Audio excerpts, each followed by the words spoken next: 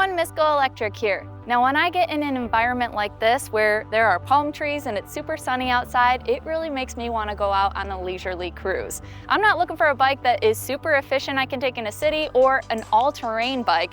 I want to have a stylish and comfortable bike that I can soak up the sun rays and check out the scenery. This here in front of me is the Flyer Cruiser Step Through. Now, Flyer might sound familiar, and that's probably because you remember it from your youth, Radio Flyer. This brand has spun off onto a sub-brand to create e-bikes and electric scooters under the Flyer name. This bike was designed in Chicago, and it is absolutely beautiful and timeless. But is it a good e-bike and one that I would recommend? Let's find out. I'm gonna cover the specifications and then we'll take it for a ride.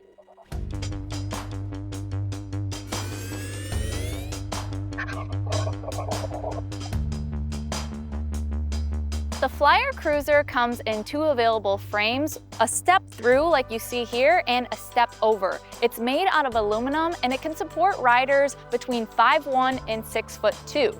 Now as far as payload capacity goes, the rider can be up to 220 pounds and then the max payload for the whole bike is 285 pounds. And that's because the front basket can carry up to 25 pounds and the rear basket can carry up to 77 pounds. This Flyer weighs 59 pounds, and that's in part because the front fork, the fenders, and the dual kickstand are all made of steel.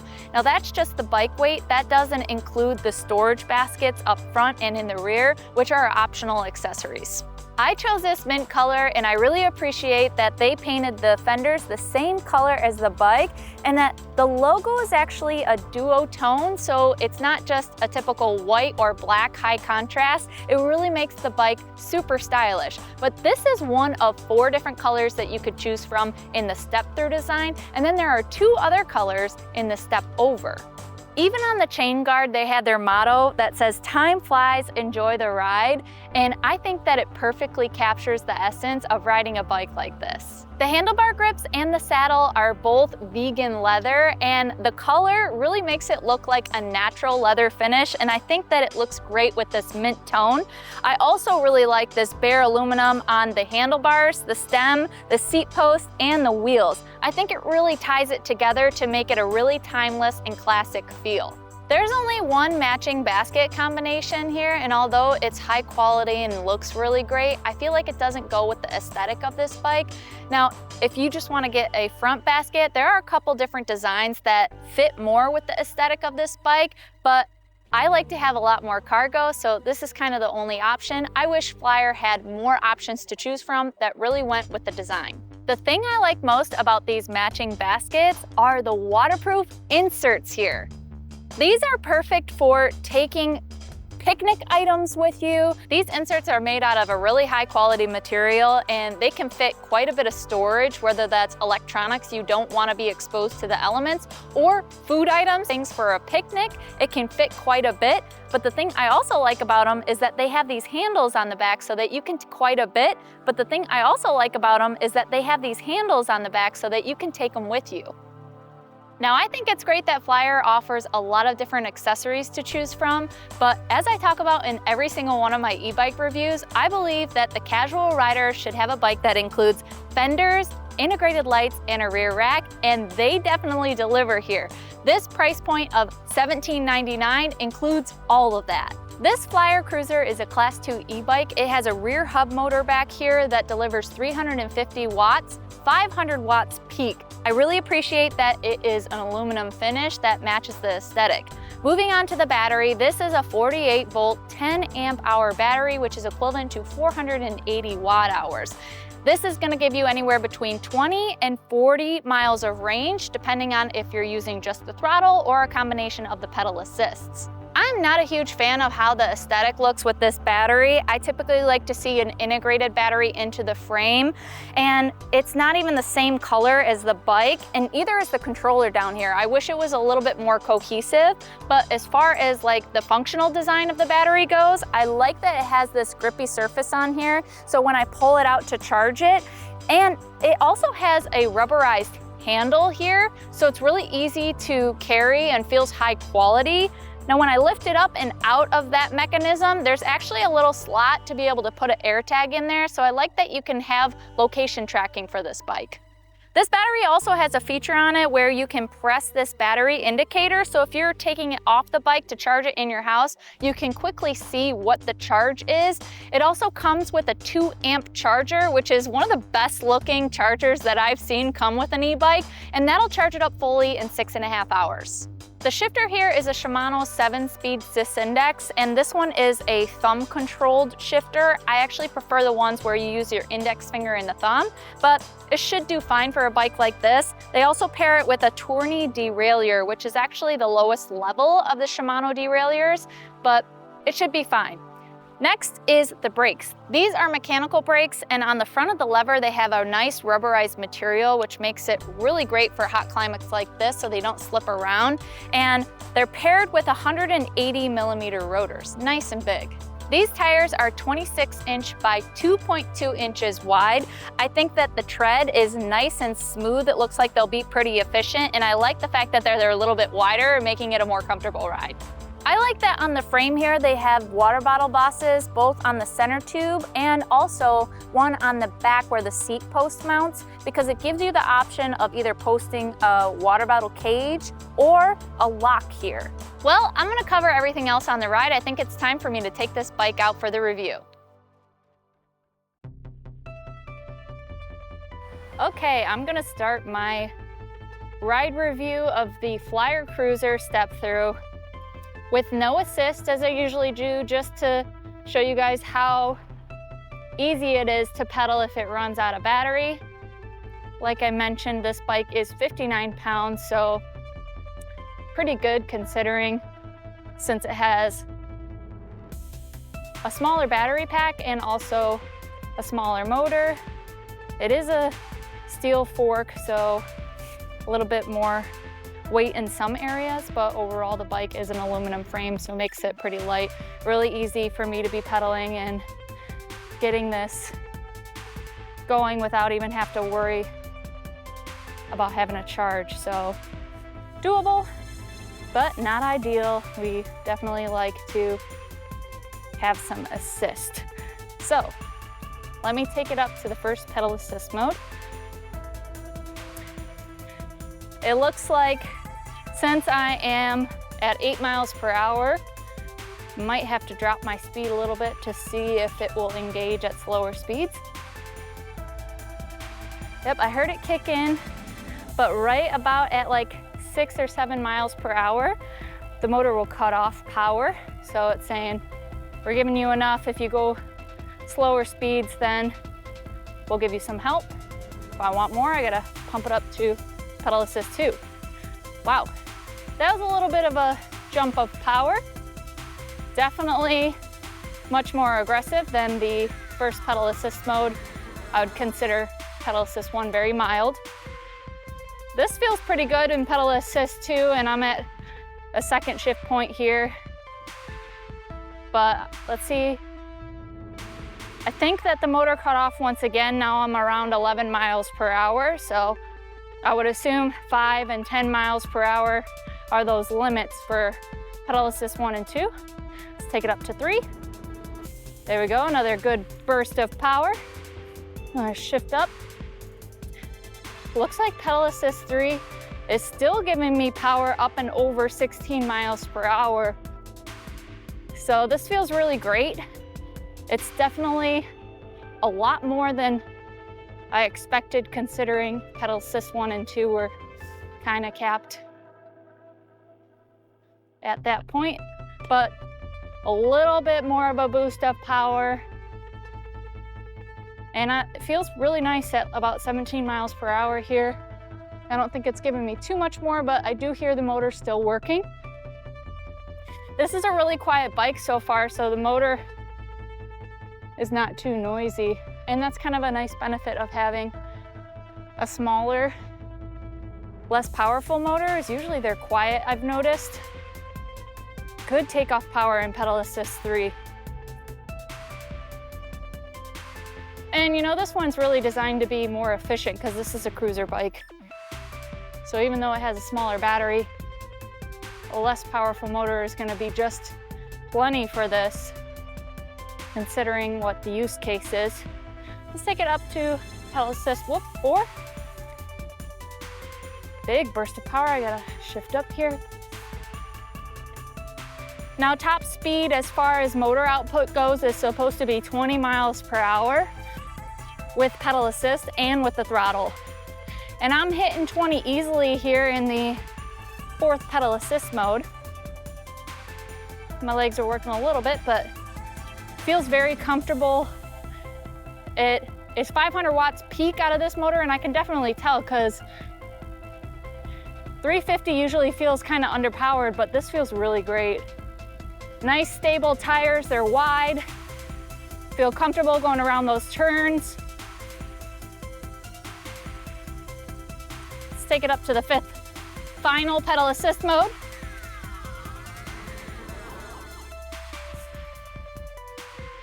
Definitely feels like a little bit more of a boost of power, but it is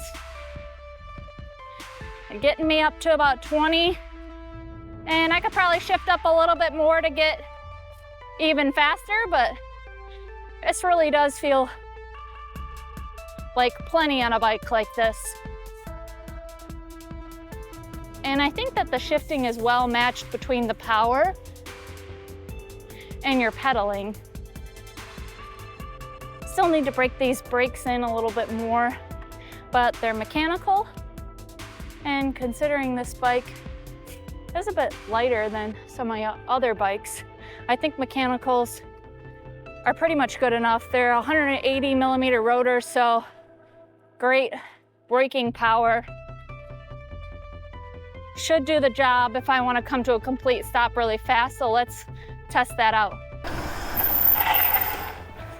Yep, I felt stable with that nice wide tire.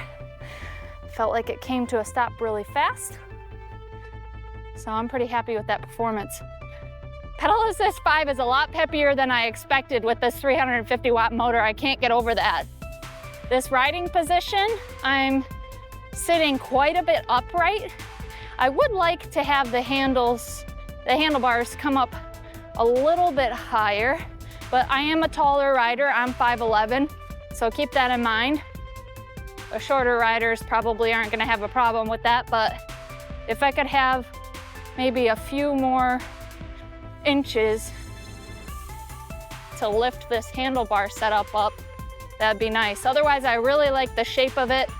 The paddles on the ends of the vegan leather grips here, I really enjoy this material. My favorite is rubberized, but these look really nice with this paint finish and the aesthetic, so I'm not too heartbroken about that. But riding position wise, I am sitting upright, which is perfect for a cruiser. Really easy to get on and off of this bike with that step-through design. Still hear a little bit of rubbing with those brakes, but it's overall not too bad. I'm really impressed with how responsive this cadence sensor is. I basically have like about one rotation of the wheel and then it kicks in. I always tend to like torque sensors, but this is a fairly well responsive cadence sensor. All right, now that I've gone through all the pedal assist testing, let me try out the throttle here. So I'll stop. One thing to note is that this is a thumb throttle. That's my preference. I really like that they have this rubberized material on here. The other Flyer, the cargo bike that I reviewed, had a twist throttle, and I think that is fine. I really like it when those have a cruise control option. They don't bother me as much, but this is definitely my preference. I like that it's on the left side here too. So let's give it a go. We'll test it out and see how quickly responsive I can get up to that 20 mile per hour mark that they claim that it goes up to. So 3, 2, 1. Oh, I gotta have a pedal assist mode on. 3, 2, 1.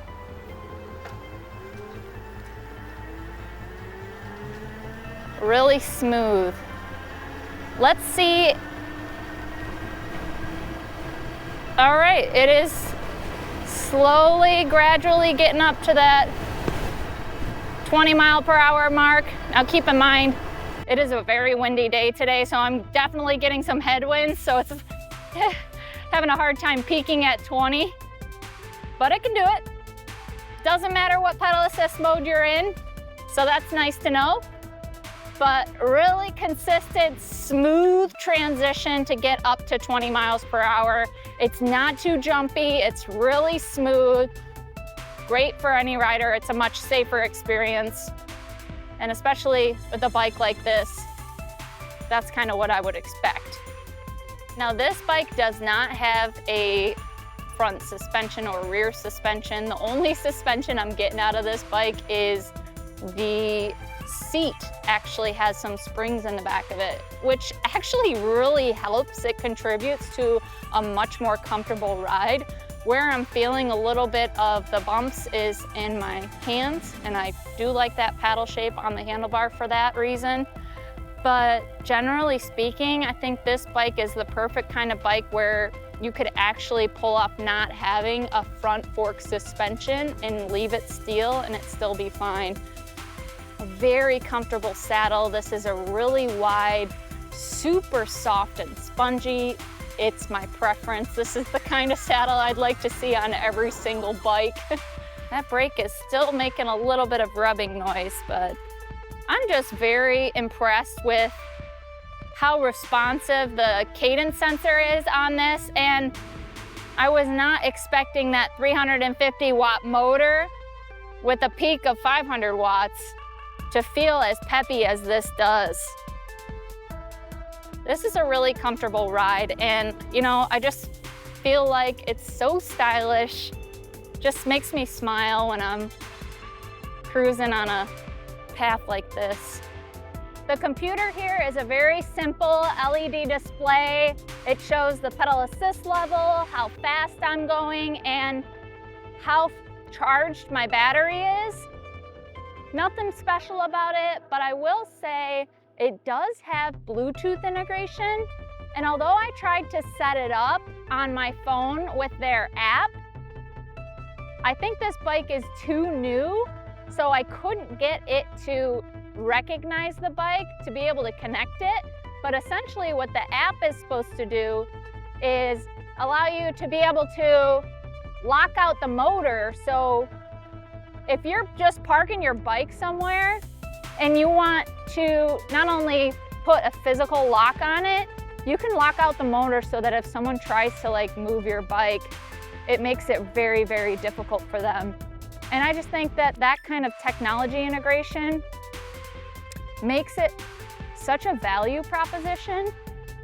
But like I said, I couldn't get that app set up, so I'm gonna try to contact customer support and see if they can help me, because I had it on my Flyer electric kick scooter and I just thought it was very seamless. And although it didn't have much functionality on the electric scooter, I really enjoyed being able to have that option to lock out the motor and see how fast I'm going or change the modes. So I'm excited to be able to do that with this bike too, because that wasn't available for the cargo bike when I reviewed it. Another thing that I really think is important for bikes like this that are just for the casual rider is a bell or some kind of electric horn. I actually like this bell because it's integrated into this brake lever and it's very discreet, very high quality as well, and it's pretty loud so people know that you're coming. Bells tend to be a little bit more friendly than horns, so it is a nice pleasant sound that if people hear it and then they look back at you, I think they'll be smiling because this is such a good looking bike. You know, I've been riding around a lot on this bike, and so far I've been riding on the higher assist levels and using the throttle a lot, and now I only have one bar taken away, so that's pretty good. I do wish that it had space on the screen to see my miles. I will say, I also like the fact that they have a water bottle cage that has an additional handlebar mount. That's nice, because if I don't want to have the water bottle cage mounted where the bosses are on the frame to make it easy for the step-through design. Then I can mount it here on the handlebar and I can just, you know, grab it from right here. I don't have to reach all the way down or stop to get that water bottle. So I really appreciate that they include that as an accessory option on their website instead of me having to go find it from a third-party source. I can just make it a one-stop shop and get everything from Flyer that I need. And they have things like mirrors and water bottles and many different accessories to choose from. And they really keep it to their heritage because they have those cargo kid carriers. You can even get on this bike, and I just think that's impressive because you really want utility when it comes to e-bikes, in my opinion, so that you can replace your vehicle with a bike and try to ride this more, be out in nature and enjoy your surroundings. But you still want to get some stuff done. So whether it's taking a kid with you on the back or bringing a lot of groceries with you, they really make it possible. They don't just focus on making good-looking bikes. They make them really functional and practical for the everyday use. Well, now that I have ridden around on this Flyer Cruiser step-through, let's head back to talk about my final thoughts. All right, I've been riding around all day and I have to say that there are a lot of things that I really enjoy about this Flyer Cruiser and some improvements that I'd like to see. First, let's talk about the things that I like. Number one being the design. I think that this is a very elegant, classic, and timeless design. I like the paint colors that you can choose from and the fact that they have a duo tone to them with the Flyer logo right here and a couple little secret messages throughout the frame of the bike. I also think that the fact that the rear rack and the fenders are the same color of the bike really gives it a cohesive design. The bare aluminum on the crank, the arm, the motor, the wheels, the stem, the handlebars, and the seat posts, together with this natural leather-looking finish that's actually vegan, really tie it together to make it feel vintage. Another thing I like about this bike is that it comes with all the features standard that I think a bike like this should come with, including fenders, a rear rack, and integrated lights, both in the front and in the back. And this also comes with some bonus features that I really appreciate, like the rubberized texture on the front of the brake levers, the paddle shape on the end of the handlebar grips, the bell, and the best kickstand that I've experienced on a bike, because this is a dual style kickstand and it's really easy to get it down and up off of that kickstand. As far as the riding position goes, this is pretty comfortable, and I like that you can have a pretty decent range of motion moving up and down the stem here. I feel like I have to move it up a little bit more because I am taller, I'm 5'11", but at least there is a decent range of motion even for shorter riders. And then I also like comfort-wise this saddle. This is probably one of my most favorite saddles that I've ever tested because it is such a spongy and comfortable material. It's really wide. And the thing about it is that it actually looks really nice, where I've had some other saddles that are wide and kind of look comical, to be honest, but this one is so well cohesive in design with the handle grips, and I like that it has this pressed logo of Flyer in the back of it. The two styles of vintage baskets they offer for the front of the bike are absolutely beautiful, and I like how they can clip on and off the front, but I haven't seen them in person, so I chose to go with one that actually matched here, and although they don't go as well with the design, these are super functional. One last thing that I was impressed by that I thought I would be very underwhelmed by is the power. This rear hub motor can deliver 350 watt continuous and 500 watts peak. I usually like bikes that have higher performance, like up in the 750 watt range, but honestly, I think this is perfect for this style of bike, and I had a lot of fun riding it around. Now let's talk about the improvements that I'd like to see. And the number one thing here for me is the battery. Not only do I not like the way that it looks with this design of the bike, but I also think it is a low capacity for a bike in this class and at this price point. This is 10 amp hours, but I feel like the average is right around 15 amp hours, and more we're seeing popularity of 20 amp hour batteries. Now I know that this is a lower output motor, but I still think that a bigger battery pack would be ideal for this price range. The mechanical brakes and the lower end Shimano 7-speed gear set are two things that I would normally say that I'd like to see improved, but I think it's actually just fine for this bike and it does the job since it's a cruiser style. But there are 3 aesthetic things that I'd like to see improved on this bike. One being the welds here are a little bit sloppy. I wish they were a little bit more buffed out. The next thing is I'd really appreciate if they had a gum wall tire on this instead of just a black tire, because it would really tie in the saddle and the handlebar grips. And the last thing is this cable management is really not good looking. It distracts from the whole aesthetic of the bike, and I wish that they had at least some kind of sleeve that made it a little bit more tidy. Now, my previous review of a flyer bike, the Cargo, had really nice cable management, and I think that they could just go a long way by integrating something a little bit more seamless. Now, would I recommend this bike?